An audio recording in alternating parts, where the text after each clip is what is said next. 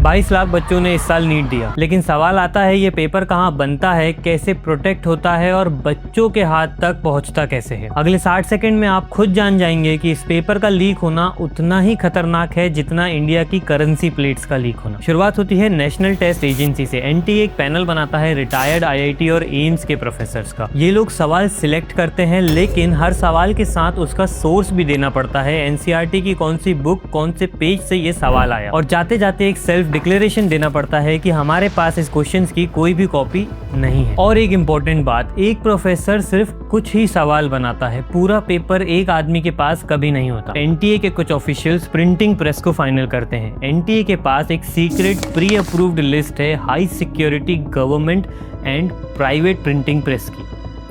ये security printing and minting corporation of India की units भी हो सकती हैं, जहां पर हमारे चेकबुक्स, पासपोर्ट्स, पोस्टल स्टैम्प्स और करेंसी जैसी सेंसिटिव डॉक्यूमेंट्स प्रिंट होते हैं। अब बारी आती है पेपर के प्रिंट होने की, और यहाँ से कहानी और भी इंटरेस्टिंग हो जाती है, क्योंकि एनटीए जिस प्रिंटिंग प्रेस को सिलेक्ट करता है उसकी सिक्योरिटी उतनी ही टाइट होती है जितनी इलेक्शन कमीशन के ईवीएम स्ट्रॉन्ग रूम की। सबसे पहले ये पेपर प्रेस तक पहुँचता है इनक्रिप्टेड डिजिटल फॉर्म में।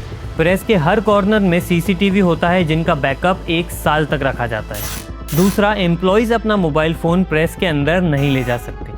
तीसरा, पेपर की प्रिंटिंग एंड पैकेजिंग सब कुछ एनटीए ऑफिशियल्स के डायरेक्ट सुपरविजन में होता है। मिस प्रिंटेड कॉपीज़ को तुरंत डिस्ट्रॉय किया जाता है। चौथा, फाइनल पेपर को जीपीएस लॉक्ड गाड़ियों में पेपर सेंटर के पास पब्लिक बैंक की वॉल्ट में रखवाया जाता है और दूसरे दिन वो पेपर बच्चे के हाथ में आता है। सोचने वाली बात है, इतना टाइट सिस्टम फिर भी ये पेपर लीक हो रहा है, वो भी प्रिंटिंग प्रेस से। तो मेरा आपसे ये सवाल है, क्या हमारे आधार कार्ड, पासपोर्ट और करेंसी जैसी चीज़ें सुरक्षित हैं?